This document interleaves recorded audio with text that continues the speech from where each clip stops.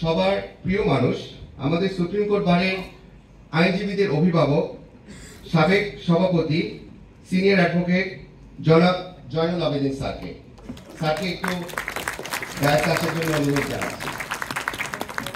বক্তব্য শোনার জন্য, তার বক্তব্য শুনে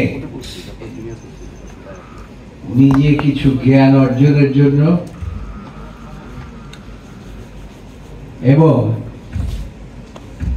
নবীন আইনজীবীদের উদ্দেশ্যে যে সমস্ত আদেশ উপদেশ তিনি দেবেন সেইগুলো শোনার জন্য আমি মূলত এখানে এসেছিলাম। আজকের এই অনুষ্ঠানের সম্মানিত সভাপতি, সুপ্রিম কোর্ট আইনজীবী সমিতির সভাপতি জনাব এ মাহবুবউদ্দিন খোকন, উপস্থিত আছেন আজকের অনুষ্ঠানে প্রধান অতিথি বাংলাদেশের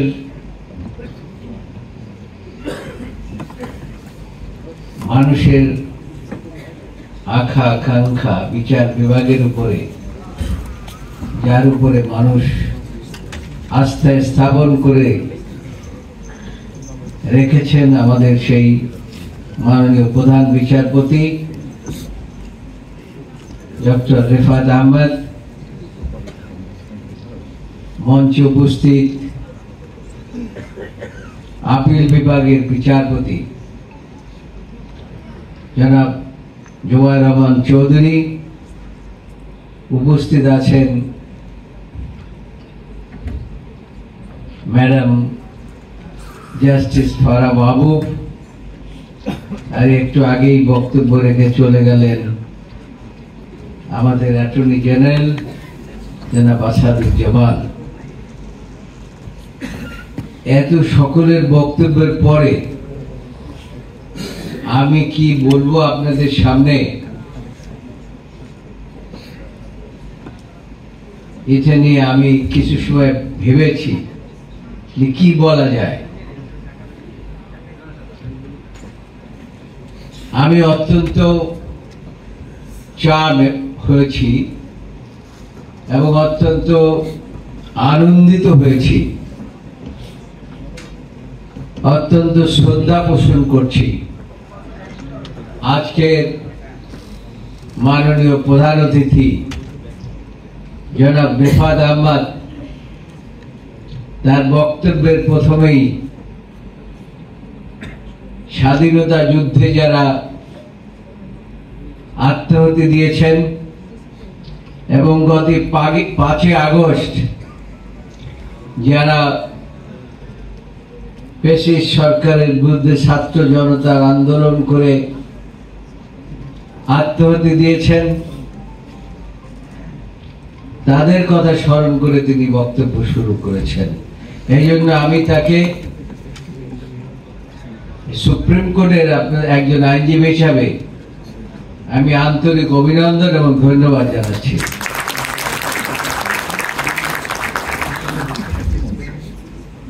আমি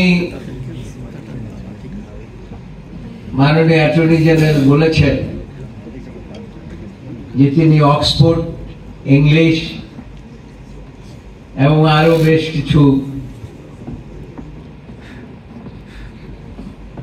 বক্তব্য দিয়েছেন, যেটা ইংরেজিতে দিয়েছেন, তো হয়তো অনেকে বুঝতে পেরেছেন, অনেকে বুঝেন নাই। কিন্তু আমি বলবো, এই যে তরুণ বন্ধুরা আছেন, আমি অনেককে আদালতে ইতিমধ্যেই বক্তব্য রাখতে দেখেছি এবং তারা অত্যন্ত মেধাবী এবং আজকে প্রধান বিচারপতির বক্তব্যে তারা অনুপ্রাণিত হয়েছে। আমি তো হয়েছি, এর মধ্যে কোনো সন্দেহ নাই।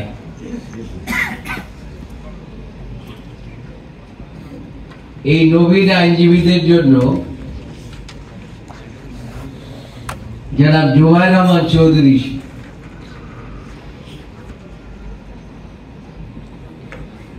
অনেকগুলো বক্তব্য রেখেছেন।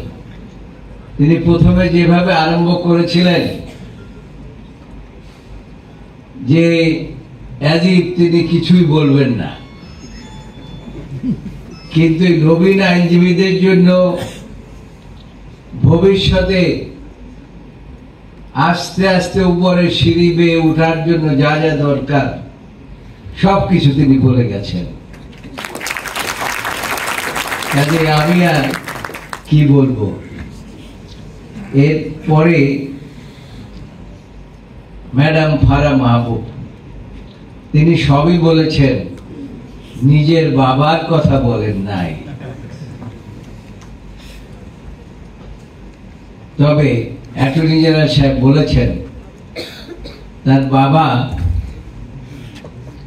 মন্ত্রী ছিলেন, রাজনীতিবিদ ছিলেন, পাশাপাশি আদালতে যখন ঢুকতেন তখন আমরা তাকিয়ে থাকতাম কি বলবেন তিনি।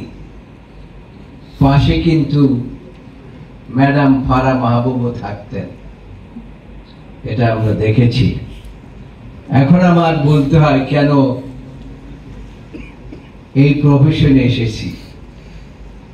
আমি শহীদ রাষ্ট্রপতি জিয়াউর রহমানের সাথে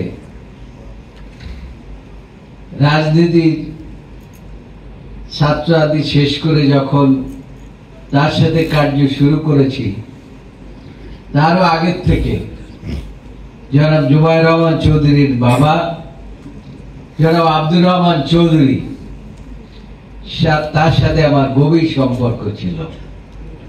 এর আরো কারণও আছে। তার কারণ আমার যে সিনিয়র ছিলেন তিনিও ভাষা আন্দোলনের কনভেনার ছিলেন, আব্দুর রহমান চৌধুরীও ভাষা আন্দোলনের কনভেনার ছিলেন, এবং তারও একটা রাজনৈতিক ইতিহাস আছে।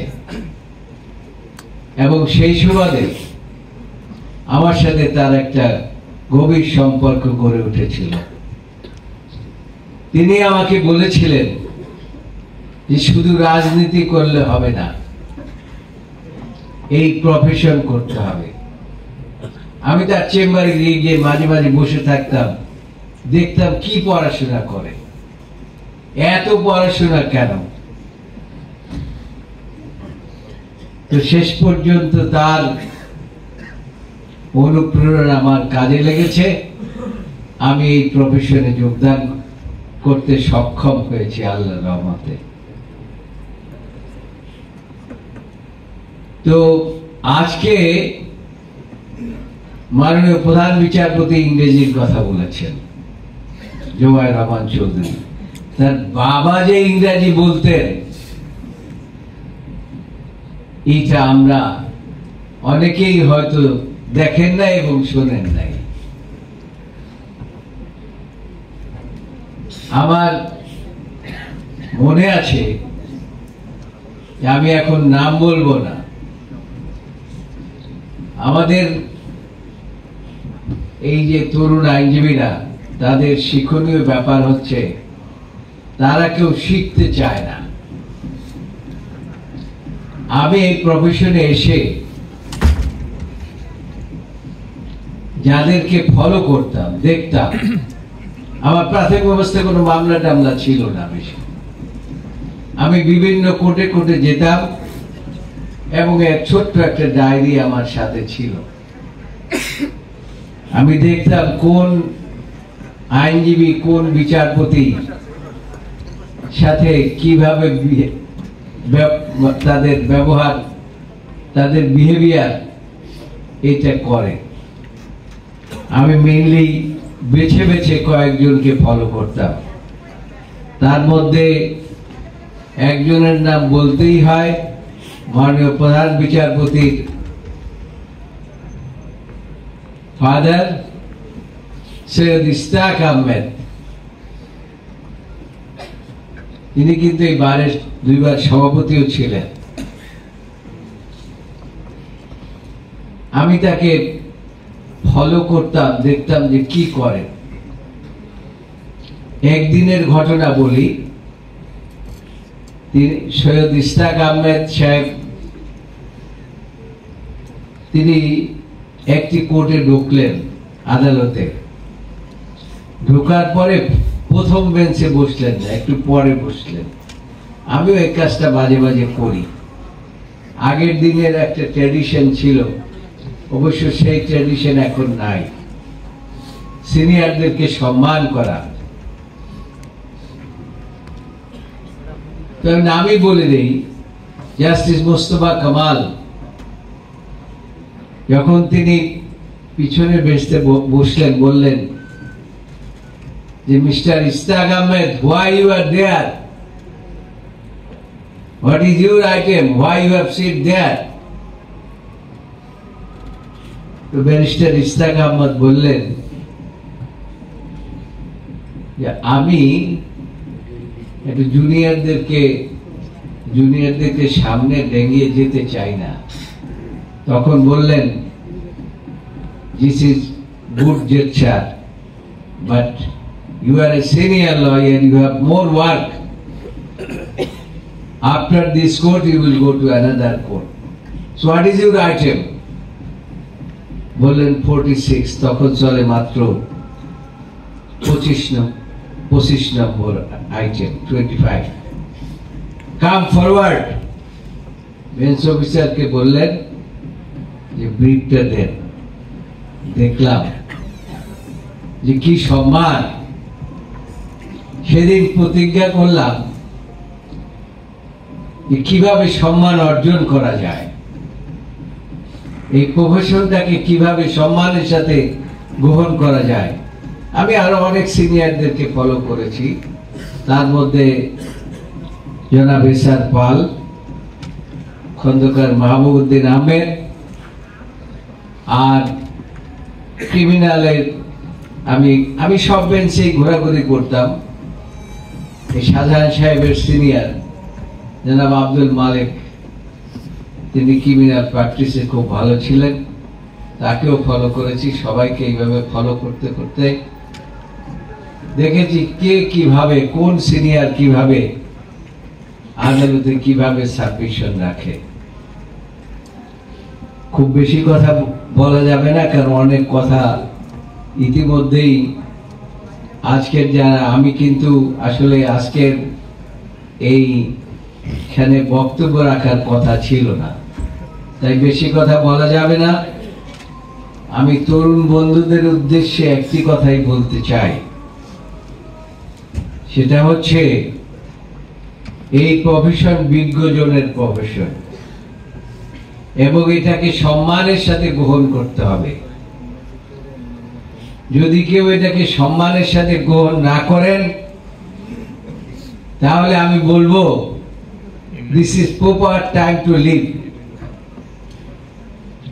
আর যদি সম্মানের সাথে গ্রহণ করে লেগে থাকতে পারেন, তাহলে আপনারাও কিন্তু ব্যারিস্টার সৈয়দ ইস্তাক আহমদ হতে পারবেন, খন্দকার মাহবুবউদ্দিন হতে পারবেন, এবং আরো অন্যান্য যে সমস্ত সিনিয়র আইনজীবী আমাদের মাঝে এখন নাই, তাদের মতো হতে পারবেন। আর আল্লাহ যদি করে, তাহলে হয়তোবা তাদের চাইতে যদি উপরে উঠতে চান, সেটাও হতে পারবেন, কিন্তু সম্মানের সাথে গ্রহণ করতে হবে। আমি বলি অনেক সময় যে এই ওকালতি প্রফেশন আর কন্ট্রাক্টরি একসাথে চলে না।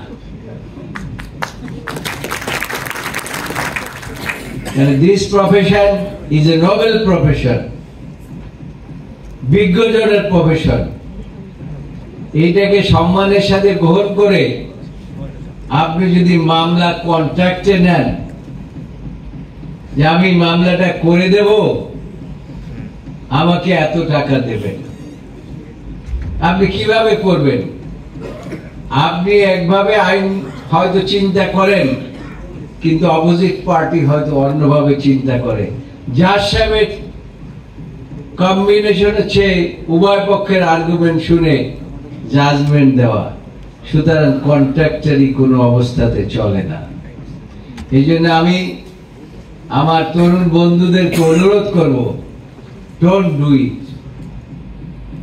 এটা করলে এই প্রফেশনের প্রতি অশ্রদ্ধা করা হবে।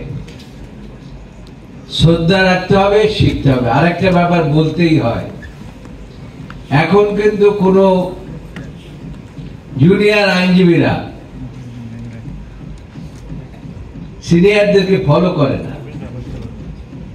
আর এখন আগে আমার মনে আছে যে ওহাব মিয়া আর আমি, আমাদের মধ্যে একটা কন্টেস্ট ছিল যে কে আগে হাইকোর্টে ঢুকবে।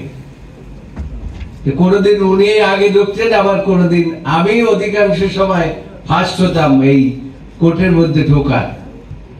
আর ঢুকে আমরা বসে লিখতাম আর কাটতাম, লিখতাম আর কাটতাম। এখন এই সিস্টেম নাই। এখন সিস্টেম হয়ে গেছে 4 তলার সিস্টেম। আর কোন সিনিয়র এখন আর ডিকটেশনও দেয় না সেরকম।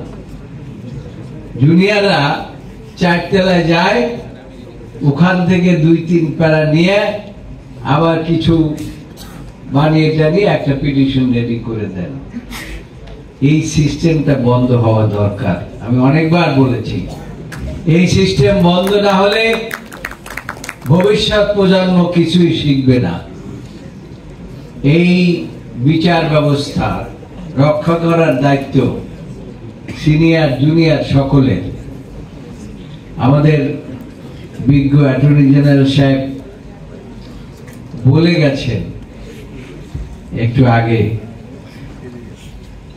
যে অহেতুক, যে অ্যাটর্নি জেনারেল অফিস থেকে আগে আমরা দেখতাম যে অহেতুক মামলা টামলা নিয়ে ওই হাইকোর্ট রায় দিলেই দৌড় মারত। তো এখন এটার থেকে অন্তত আমরা পরিত্রাণ পেয়েছি। আর একটি কথা বলতেই হয়, মাননীয় প্রধান বিচারপতি, আপনাকে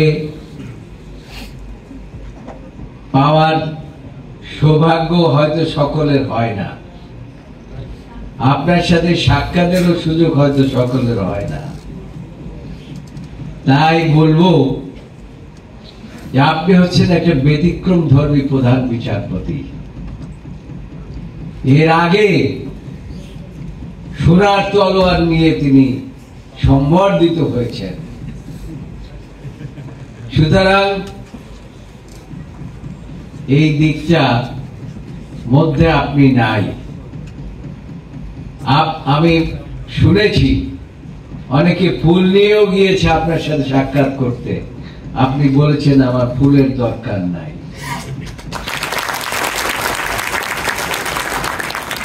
এই জন্য আপনাকে আমি এই বারের একজন সিনিয়র আইনজীবী হিসাবে আমি সকলের পক্ষ থেকে আপনাকে আরেকবার অভিনন্দন এবং ধন্যবাদ জানাচ্ছি।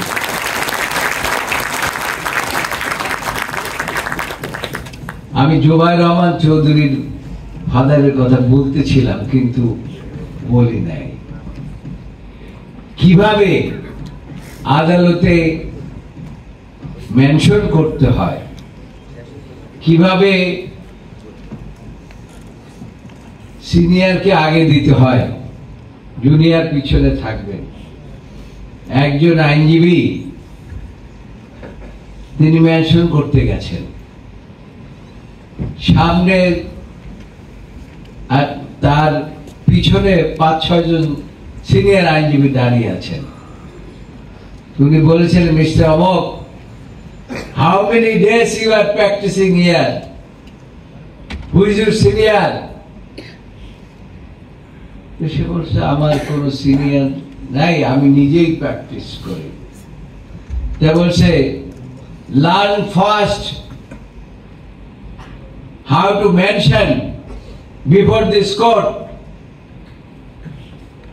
Without learning, don't appear before this court. From tomorrow, I do not like to see you.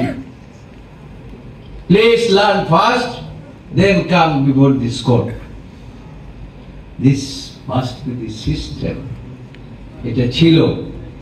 মাননীয় প্রধান বিচারপতি, এই সিস্টেম আমাদেরকে ফিরিয়ে আনতে হবে, তাহলে বিচার ব্যবস্থা বাঁচবে, দেশ বাঁচবে, মানুষের বিচার ব্যবস্থার উপরে আস্থা ফিরে আসবে, এই কামনা করে আর শেষ কথাটা একটু বলতেই হয়, আইনজীবীদের কিন্তু কোনো সুরক্ষা আইন নাই। মাননীয় প্রধান বিচারপতি, এটা একটু আপনি নজর দেবেন। যে কারণে আমাদের একজন বন্ধুকে আমাদের চট্টগ্রামে হারাতে হয়েছে, এটা খুবই বেদনাদায়ক, দুঃখজনক। এই অবস্থার মধ্যে যেন কোনো আইনজীবীকে পড়তে না হয়, এটাও লক্ষ্য রাখতে হবে। বিচার বিভাগ হচ্ছে এমন, আপনারাই বলেন যে একই পাখির দুটি ডানা, একটি ডানা ছিঁড়ে গেলে আর একটি ডানা দিয়ে পাখি উঠতে পারে না। তাই এই দিকটা আপনাকে এবং আপনার কম্পেনিয়ন জাজের যারা আছেন সকলকে এইটা লক্ষ্য রাখতে হবে। আমি জ্ঞান দান করছিলাম, অনুরোধ করছি সকলের পক্ষ থেকে। এই কামনা করে আমি সকল নবীন আইনজীবীদেরকে স্বাগত জানাচ্ছি এই প্রফেশনে আসার জন্য। আপনাদের সকলের মনের আশা আল্লাহ পূরণ করুন।